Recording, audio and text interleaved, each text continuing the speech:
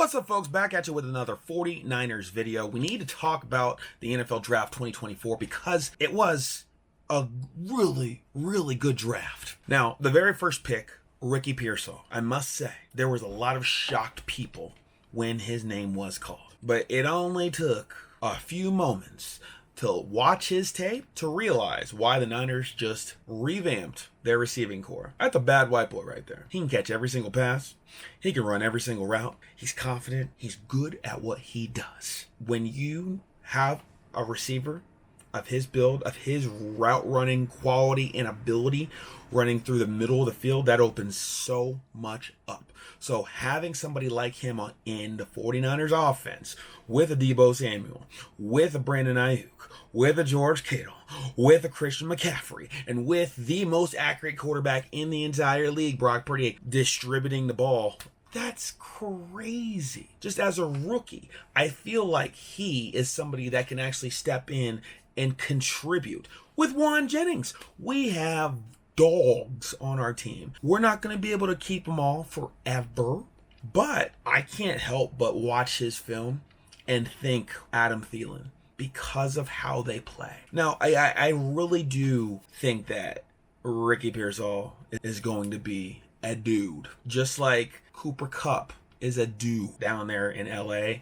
I think we got the next guy in San Fran in him. I'm just saying. I really believe it. The second round draft pick, Renardo Green, I think that was a beautiful draft pick as well, because that guy covers receivers, just blankets receivers. And again, people's contracts are starting to come up, like Charvarius Ward, good old Mooney Ward. Love him. Are we going to be able to pay him after this season? I don't know. Kind of scared about that. I don't think he's going to take a hometown discount, but we'll see. We got to pay Brock Purdy. Got to pay George Kittle. Got to figure out what we're doing with Juice. There's some things coming up. We got to figure out what we're doing with our receivers. There's some things happening. But lo and behold, I don't think we're going to have to worry about our DBs because Renardo Green can cover. He can blanket. And that game against LSU with a loaded receiving core, he held them boys in check. And I'm like, okay, seen enough. You turn on the film, you can see what this guy does. And I'm excited for what this young kid has to bring to the table here. Because we just need another dude. Lenore showed up big time this year. And that was much appreciated. Thank God he did. Because Ambry Thomas is inconsistent. Lenore was inconsistent, but this was his best year of his career for sure, and I think the sky's the limit for him. And Mooney Ward was Mooney Ward. All-pro Ward over here, for real. He's so good. Renardo Green, I think, is going to step right into that mix, whether he's on the inside or on the outside. We'll figure that out. I think he's a dude, and I'm glad that we got him. Then we get this offensive lineman out of Kansas. Good old Dominic. Honestly, it hurts me to even think about this. But the right side of our offensive line was absolute garbage in the Super Bowl. There's no way that he's worse than that. I got to have hope and faith and belief that he's at bare minimum as good as whoever has stepped foot onto the right side of our offensive line in 2023. If he can just be 1% better than that, welcome to the squad, brother man. I feel like he can play and he can be good and maybe improve upon what we had out there last year. That's the plan, that's the hope, that's the joy. Malik Mustafa, I hope I'm saying that name right. Our fourth round safety out of Wake Forest. Out of every single pick that we chose in the NFL draft, this is the one I'm most excited for. This is the one that I wanted more than anybody on the entire board. I am so excited for him. I don't know how he fits into the equation, but I swear to you, he will be one of these cats in a few years when everybody's looking back and we're like, wow, they got him in the fourth? How? He's an all-pro. Yeah, he's going to be one of those cats.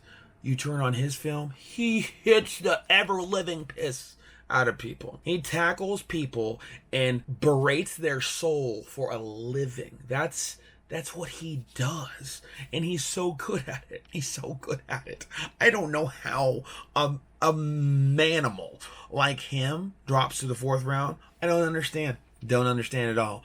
But But all I can say is we're going to have Hufanga back this year. Thank God. But if he ain't right, because coming back from injuries like that, what did he hurt? Was it either his ACL or his Achilles?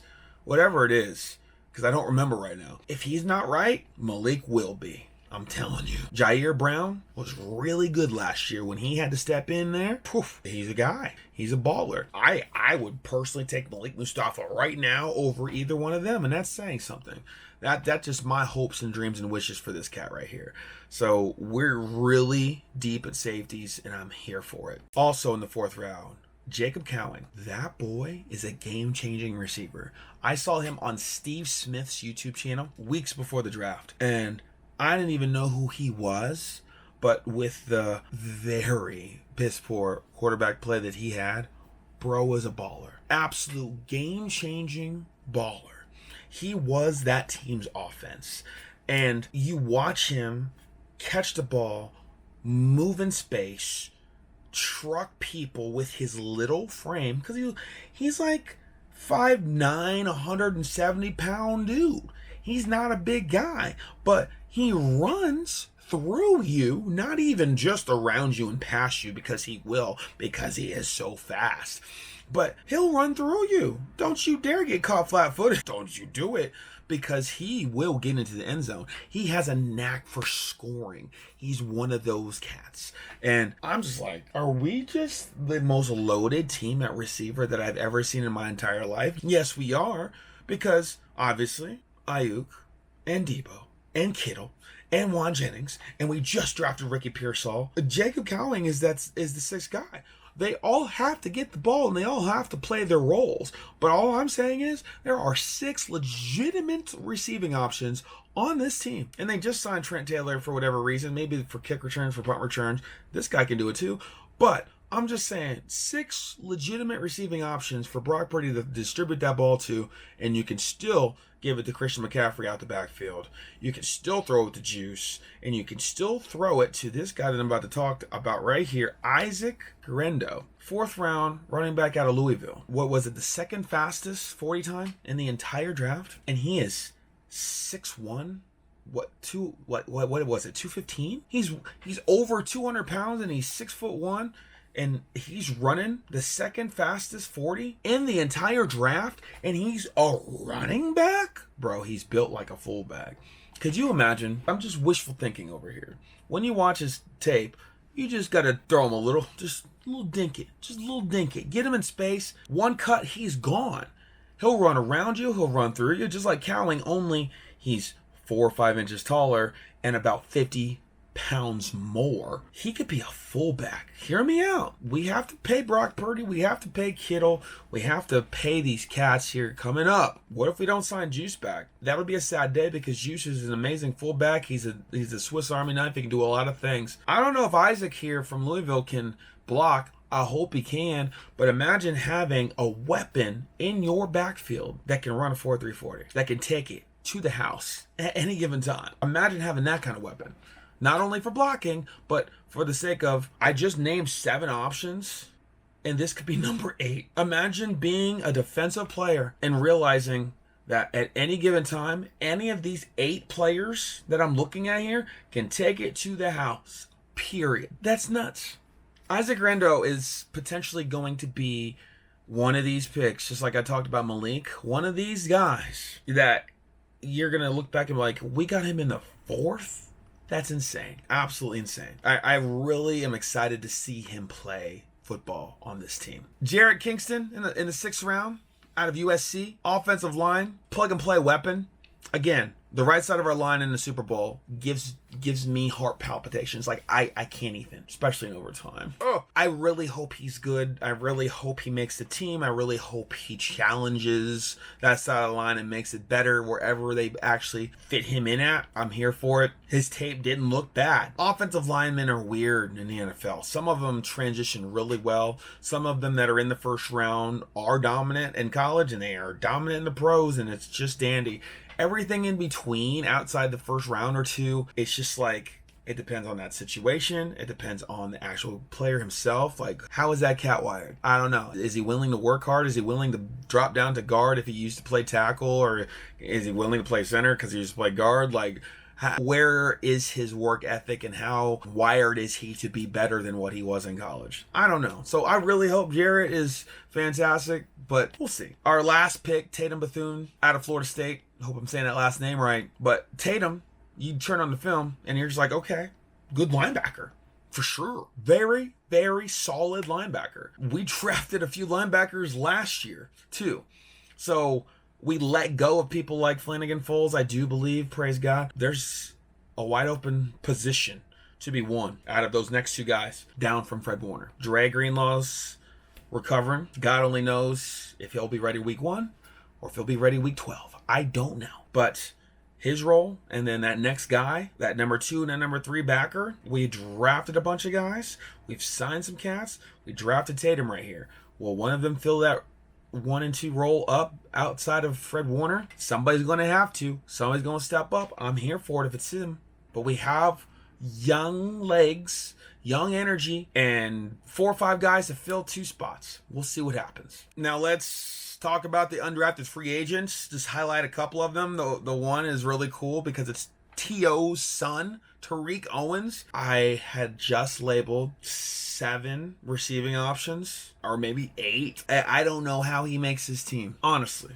Debo, Ayuk, Juan Jennings, they ain't going nowhere. And then we just signed Ricky Pearsall and Cowen. There's 5 before we even get to this guy. And we signed Trent Taylor. I don't know what's going to happen there. We still have Danny Gray. I'm losing faith in Danny Gray ever being something, but this is his final chance, pretty much. Tariq Owens, that's 8 legitimate receivers. These 5, the 3, the 2 rooks, they're solid. A lot of NFL teams will keep 5 or 6 receivers, especially if one of them can do special teams exclusively for the most part, then they'll keep them on the roster, and I've seen 6 or 7. I don't know, Tariq. I don't know, brother. It's going to be a very interesting camp and battle for those last 2 receiving potential openings there. Same thing for running back. Cody Sherrer. Cody Sherrer was the best running back in the SEC. Look, did you hear me? First team all SEC running back. The SEC, the premier league in college football. This cat right here was the best running back in all the land. So how did he go undrafted? I don't know. When you watch his film, all he does is fall forward, get first downs, get people out of his way. He's somebody that I'm looking at. I'm like, we could use him for sure. Could he be a fullback?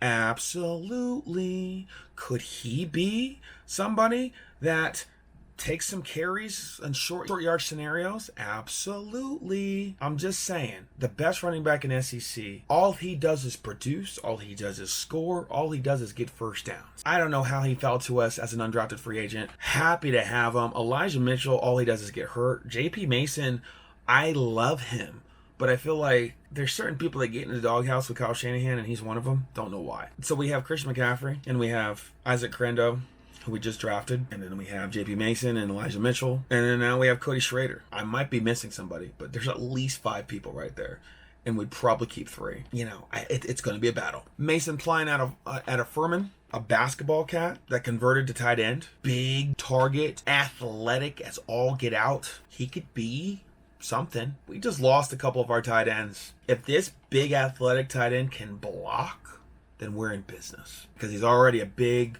6'7" target over here. But if he can block, he has a roster spot for sure. Tanner Mordecai, quarterback out of Wisconsin, scrambling, squirrely kind of cat. Could he make this team? Not sure. Could make things interesting. Could be the 3rd quarterback. Then we got a couple of linemen, one out of Southern Miss, one out of Michigan. Could maybe challenge for depth when it comes to the center and guard position on our line. We'll see. Overall, I'm here for our draft. I give it a B+, just on the onset. I'm excited for 49ers football this year. I think this will be our best chance to win that number 6 ring, baby. It's almost as if we have to, because we're going to not have the same team as we've had in the past after this year, because people got to start getting paid. So these young cats got to produce, and the dudes that we've had on the team have to show up and show out this year in ways that they never have before. Health has to be a thing. We can't get an injury bug. We just cannot. It's already bad enough having Dre Greenlaw as a question mark right now. That sucks. But it'll be very interesting to see what we do with Brandon Ayuk and Debo and how we manage that, because we at least have them at this present moment for one more season. So if we can just go win a Super Bowl and then people can move on with their lives, that would be just fine. Oh man, bro. Shall be an interesting season. These were my thoughts on the NFL draft and pretty much our off season as a whole in a nutshell. Hope you enjoyed this video. If you have any random thoughts on the 49ers draft, on our off season, on anything upcoming, like Brandon Ayuk, like Debo, who would you choose? Do you want us to keep them both? Or do you think one of them should be gone? Like, tell me your thoughts below. But until that discussion happens down there in the comments, y'all have a good day, and I'll talk to you soon. Peace.